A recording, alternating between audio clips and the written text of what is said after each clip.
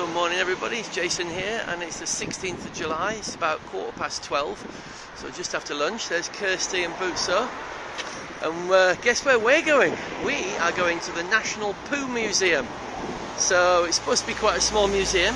I imagine that the contents of the museum are fairly self-explanatory, but it's kind of hard to see how they can make a museum out of that, so should be interesting, should be fun. Let's go and see what it is. It's another warm sunny day in England, in the Isle of Wight. I don't know what temperature it is, but we've got fleeces on. So this is the National Poo Museum here, and the strapline is "Have you been?"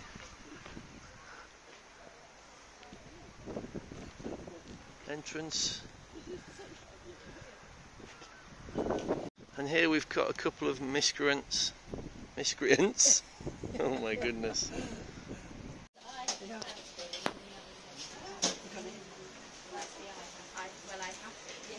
So we've started off by looking at the Bristol stool scale to work out what kind of poo we've got. And everybody gets a yellow marble when they come in, and then you have to post it in one of these pots to indicate which type you are. Hopefully you're one of the middle ones. You can also rather not say if you'd rather not say. So this is the scale here, starting at it looks like rabbit pellets all the way down to some kind of curry sauce. A nice drawing of an elementary canal to educate people. Here we have a poo art form, Imigongo, which is from Rwanda. Almost died out during the genocide because a lot of the practitioners presumably were killed.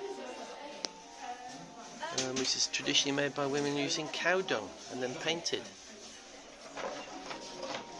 This is the Optimus, which was rumoured to be Queen Victoria's favourite toilet.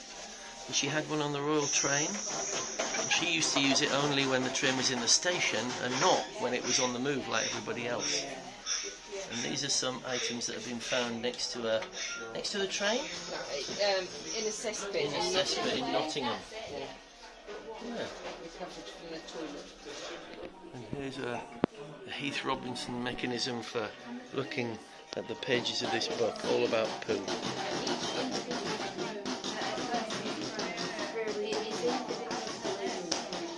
Oh my goodness.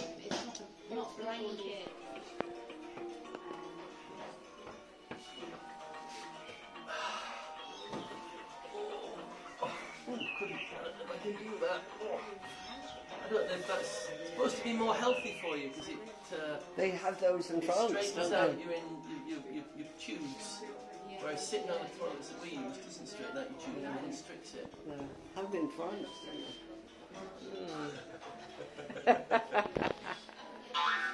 So here we have a selection of different poos from different animals.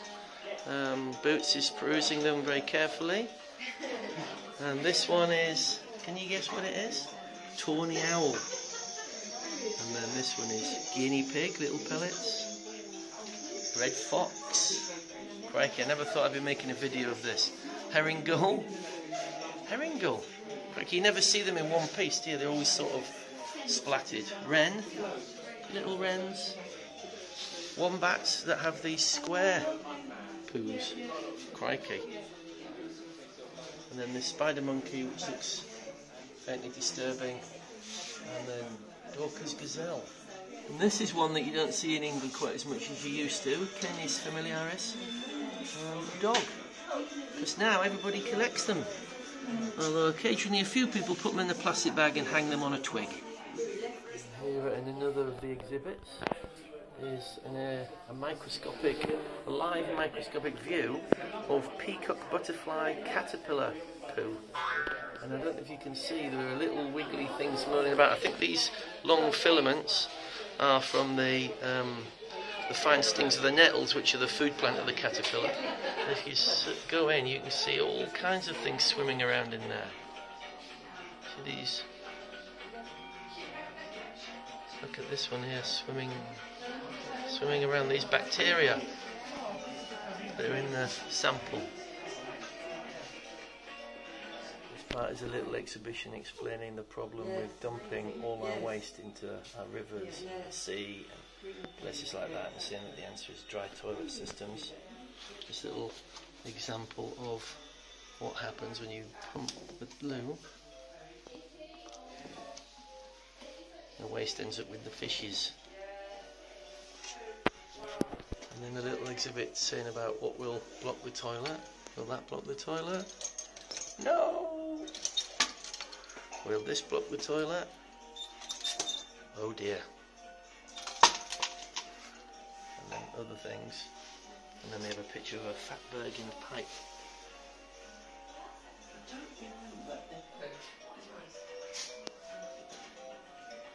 And then a poster about the serious side of this issue, why they're highlighting it and talking about it, is because it's a bit of a taboo subject and people don't want to talk about it, but there's a lot of ill health associated with problems with people's lower intestines, and you can often see it in the poo, and they're just really trying to encourage people to be a bit more honest about it and maybe go to the doctor if they see something a little bit unusual. So here's Kirsty at the end of the exhibit, sat on a replica of a Roman toilet, the original of which is in the British Museum, and it's carved to look like a chariot. And finally, we've got a little video of Kirsty sniffing the men's urinal at the end of the exhibit, for reasons I'm not entirely sure of. But actually there is a competition. You're trying to find out whether or not it's one of these smells, and one of them is water buffalo poo, which to be honest wasn't as bad as I was expecting. So that was the National Poo Museum, which was actually very good. I think we're in Shanklin, or close to Shanklin. So if anybody comes to the Isle of Wight and wants something to do for just sort of 30 minutes to an hour or so, come and have a look at that. It's very educational, very informative, slightly light-hearted, but very, very good and great for kids too. So yeah, come on down. I couldn't resist coming to the edge, just where the National Poo Museum is, and have a look down that Sandown Pier. You can see that there are not a lot of people on the beach, although I suppose it's Tuesday today and the schools are still not broken up, but I imagine the weather is a good part of it as anything. So we've left Shanklin and Sandown, come inland a little bit, and we're coming to have a quick look at the get a cup of coffee and a piece of cake or something at the garlic farm. I don't know if there's much to see apart from the shop, but maybe we'll buy some garlic products, or garlic orientated products. Cup of tea.